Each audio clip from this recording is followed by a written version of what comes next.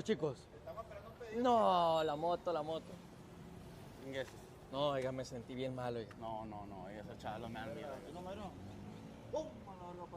Un cascazo esa marega y sí. Guajiro, ¿te acuerdas cuando nos asaltaron en un camión? No más que me cayó y pedí No. Buenos dias, Gunners Collective TV. Back at it? You already know.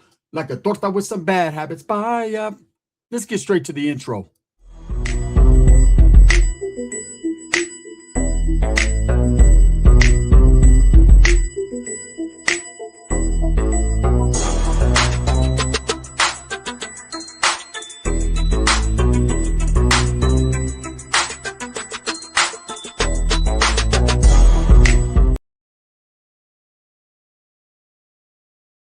Welcome back to the channel, and if you haven't already hit that like and subscribe button, make sure you go ahead and do that. Put your notification bell on all so that way you're directed in the direction of the dope content that I stay kicking. I appreciate the support. Wow, another, not one, not two, not another Mexican influencer gunned down in the streets of Mexico. Out there in Culiacan, Mexico, Cesar Gastelum was eliminated on a live feed, right? And there's a lot of speculation as to why, right? I've been seeing the internet is on fire right now with this. You know, anytime someone gets unalived on a live or does self-harm or anything like that on a live, there's a lot of people that pull up. They want to see exactly what happened. This guy, Cesar Gastelum, was a thriving influencer in the streets of Culiacan, Mexico. He was mostly did TikTok and Instagram and did skits with women, and it was kind of funnier skits. And, you know, I wouldn't say necessarily an influencer, more someone who just did content, was a content creator and seemed harmless, you know. But what people do in front of the camera, you don't know their life or what they're affiliated, associated with, or doing behind the scenes. You only know what you see and what they put out there. A lot of people create these characters on social media for you to see. Some people like them, some people really don't, right? And at the end of the day, you have to balance yourself out. And always, and I mean always, the person you see on camera is not necessarily the person they really are in real life. And this guy, Cesar Gastelum, according to what everyone says, he was a good guy. Wasn't associated or affiliated with any gangs, wasn't pushing that type of content, but was definitely being watched in Mexico for the content he was creating. Let me explain something to you. Mexico is the last place you want to seem to be an influencer because they don't have a long life expectancy, okay? It seems like every year, every month, a Mexican influencer is losing their life at the hands of gunplay. Why is that? There's a lot going on in Mexico. Mexico is a very dangerous country with a lot of people into a lot of things, right? It's poverty stricken in most places. And there's a lot of people that are associated or affiliated with certain organizations, certain groups that don't like to be talked about, don't want their business on Front Street. That's why I chose to never talk about cartels or to never talk about certain things that are going on in Mexico because it's not healthy. It's very unhealthy, okay?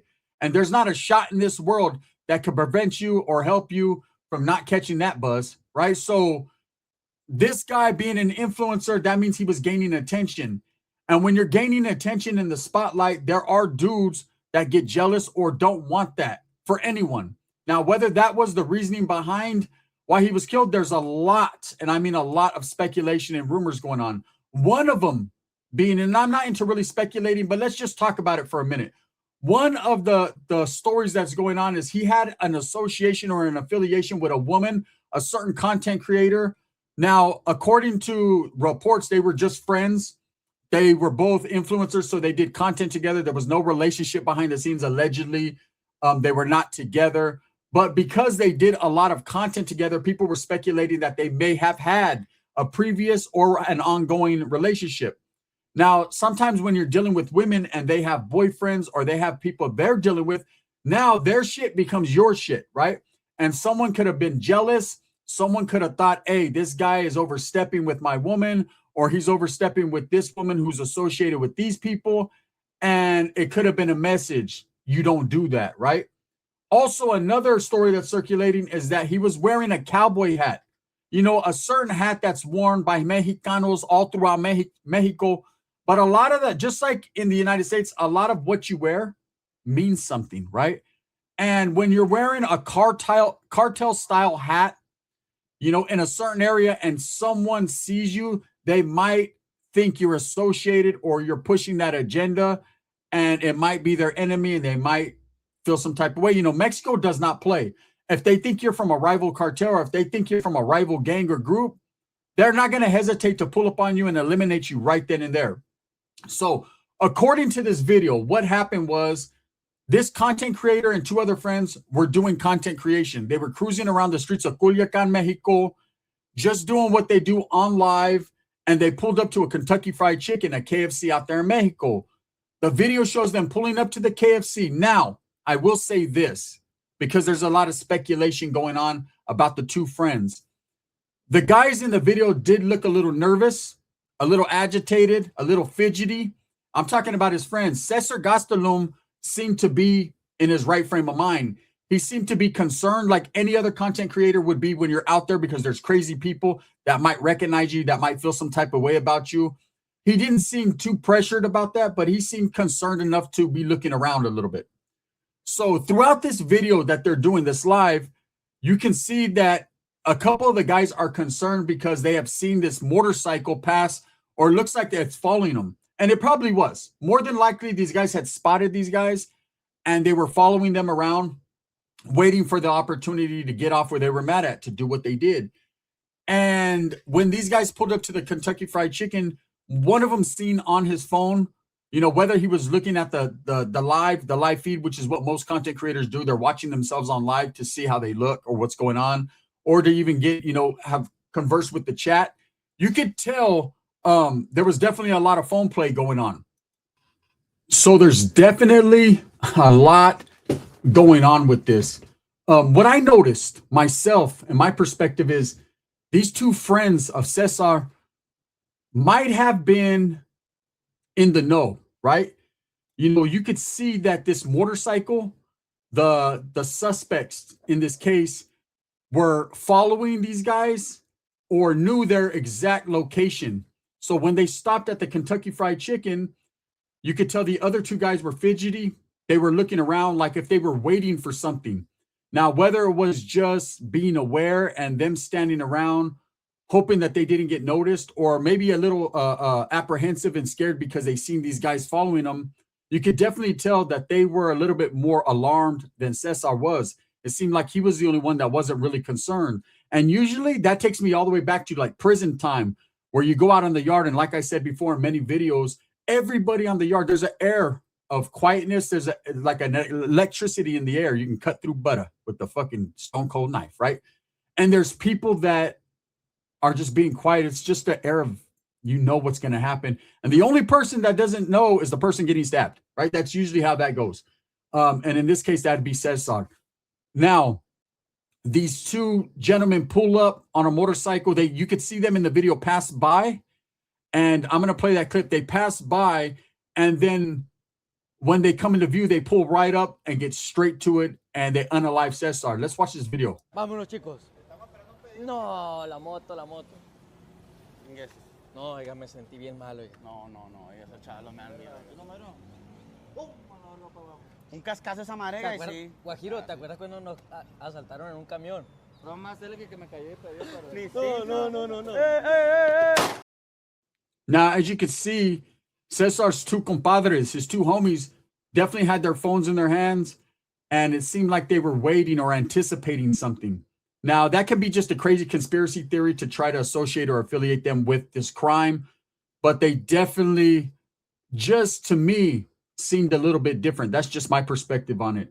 You know, Cesar, like I said, wasn't gang affiliated as far as we know, but behind the scenes, he could have been into something, could have got into some trouble, could have had, you know, some words with someone, or someone felt some type of way. And this is why it's so dangerous, you know, being an influencer or being a content creator on social media, because everybody sees you. Everybody knows who you are. Everybody can study you, study your movements, look at where you go, see how you rock, see what you got. And you don't know who's watching, right? Right now, I don't know who's watching me. There's people out there watching me because they're entertained and they want to hear what I have to say. And there's people that watch me because they hate me and they're just looking for any type of slip up, any type of anything so they can get at me. It just is what it is, man. It's a dangerous game, especially out there on the streets of Culiacan, Mexico, that traditionally has been one of the most dangerous areas of Mexico forever, okay? Because of cartels, because of a lot of other things that are going on in that direct area. You know, it's dangerous. Now, for people that grew up there and people that live there, to them, it's just an everyday thing. They're used to it. But you can never get complacent or comfortable in a place like Culiacan, Mexico. Mexico, period. Mexico is dangerous. You feel it. When I went to Juarez, Mexico, it was a different type of feeling.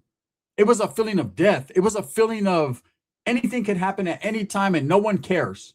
Okay? Now, when this incident took place, immediately 911 was called. And of course, you know, people came, the law enforcement came. They're doing an active investigation. From what I hear, they've actually tracked down one of the people who allegedly was involved or they believe was involved in this. I mean, this case is so big that even the president of Mexico addressed it, okay, and addressed the investigation because it's becoming national news in the States as well as in Mexico. You know, he was a pretty prominent influencer, a youngster, someone who was loved, had a lot of support and fans. And so he definitely is on the radar of the government. Okay, now in Mexico, we're never going to hear the end story.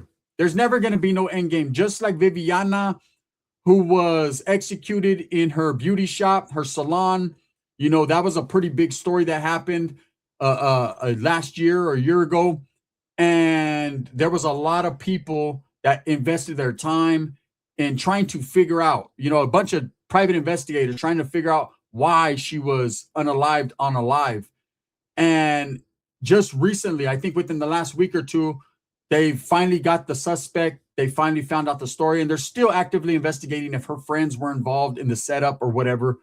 And I've always been the type where don't just assume anything, because usually what you assume is not exactly what it is. You know, we never will get the true story or find out because you don't know what this person behind the scenes is really like or what they're into. You know, someone could smile on the camera, be beloved, but at the end of the day, they're really in some thick shit and they get themselves caught up. I can definitely tell you this was an organized and planned hit. It wasn't just these guys passed by and seen this guy and decided, hey, we're going to take him out. They definitely knew who they were going after, who they were targeting, you know, and that leads me to believe that he fucked up in their eyes or disrespected them somewhere along the lines, because if you watch the video, you could see that the motorcycle passed a couple different times. So they were waiting for the air and their opportunity to handle their business. And when they seen it was the perfect opportunity, they did not hesitate. They did not talk. They did not play it off and ask for fucking directions. They got Google Maps for that. They came right to the exact location, the spot exactly where he was standing, and opened fire. It was one and done, right? And then left. You could see the friends, you could hear them more than see them on the camera. They were alarmed and they took off running and left their friend there. And where he fell is where he laid at until, of course, the coroners came and got him. So it's a pretty big case in Mexico right now. Like I said, it made Mexican, the government is looking into it. You know, they've allegedly, like I said, arrested one guy who they believe was involved or is the shooter. They also arrested another man, or they're looking into another guy that was found at a park. Maybe was the other guy. These guys didn't even wear masks. One of them they both had motorcycle helmets on, but one you could actually see them when it slowed down. You could see their faces. So they didn't give two shits about being caught. It was just, this is what we're going to do. This guy needs to go. And that's exactly how it happened. And this is what's the scary thing about being an influencer anywhere. You know, and a lot of people say, oh, Mexico is the most dangerous. It's dangerous everywhere. You know, when you put yourself out there, you're subject to things happening like this. And so I could definitely say, man, Cesar Gastelum is going to be missed by his fans, the people that supported him. But at the end of the day, man, I'm sure, you know, this is an eye-opening experience to a lot of people that are thinking about becoming influencers or thinking about getting involved in social media. You know, it's fun times. It's good money. You know, you're having fun and it feels good. It feels real good for people to support you and to like you. But on the flip side, and I can give it to you straight up, it's one of the worst experiences of my life as well as one of the greatest experiences. And let me explain to you why. The great things are you meet good people, you meet new people, you associate with people you thought you would never associate with, people that are in Hollywood, people that are stars, that support you, that watch you, that like you. I've had a lot of people get at me, in the music industry, in the sports industry, people that you wouldn't even believe that have reached out to me, just like, hey, I watched your videos, I like you, you're funny. And then and then on the flip side, and that makes you feel good, makes you feel important, right? Like you made it. And you get too full of yourself at sometimes, like, man, I'm talking to this guy, I'm talking to that guy. Things, you're involved in circles or on the cusp of a circle you never thought you'd be. Then you got people that threaten you, people that hate you, people that troll you, people that want to see you lose even your life, all because they just are envious or hating, or they just don't like you, or you said something bad about someone they know, or they took it as disrespect and they twisted your words. And with that can create anxiety, an air of wonder. You wonder, when's it going to be that day that you're going to run into someone that you disrespected, or someone that doesn't like you. And some people don't have thick enough skin to deal with that. With Cesar, he doesn't seem like he was the type of person that was doing that. Wasn't even in that genre, was more, doing TikToks and Instagram, funny reels and things of that nature. But again, like I said, in Mexico, they look at content creators and influencers differently. Anyone who's trying to gain attention and shine a light on themselves, it's not a good thing out there in Mexico. They don't want them type of people. They don't want those type of people out there, showing what's going on in their area. They're strictly against that. And when I say they, I'll let you figure out who they is. So it's a dangerous occupation out there in Mexico, and Cesar Gastelum figured that out. Now, I don't think he was murdered because he was a content creator or influencer. I think there's way more to it. And like I said, there's a lot of different stories and speculation going on as to why. And if we find out, we do. If we don't, we don't. Rest in peace to Cesar Gastelum. Again, I'm going to leave you guys with the clip. This shit was crazy. Now, watch his friends very close, how nervous they're looking. Vámonos, chicos. No, la moto. No, oiga, me sentí bien mal, oiga. No, ese chalo me da miedo. Un cascazo esa marega y sí. Guajiro, ¿te acuerdas cuando nos asaltaron en un camión? No más él que me cayó y No. If you notice, the guy with the hat flipped backwards, he was looking very, very nervous, even to the point of remorse, like remorseful for what was about to happen. The other one seemed a little bit more animated, but at the same time, he seemed to be in wait, anticipating, waiting. Again, I guess we'll just have to find out. With that being said, man, rest in peace to Cesar. He'll be greatly missed out there in Mexico. Another Raza influencer gone. It's a sad thing. It's a sad day for Mexico out there, for the people that watch this guy. This video is sponsored by Vario Liquors in Turlock, California. If you're ever in the Central Valley in Turlock, make sure that you tap in with Vario Liquors. Go support, show the homies some love. Award-winning #1 Vario liquor store in Central California, Northern California. Let's pull up, man. Also by Sticks and Stone Yard Service in Tucson, Arizona. If you're in the Tucson area, make sure that you pull up or Google Sticks and Stones for a cool estimate, man, on some yard work. Let's associate, help, and push our Raza people into doing better, right? Things like this bring the Raza down. Let's bring the people up. With that, this is the gun. Let me know what you guys think. Bang, bang.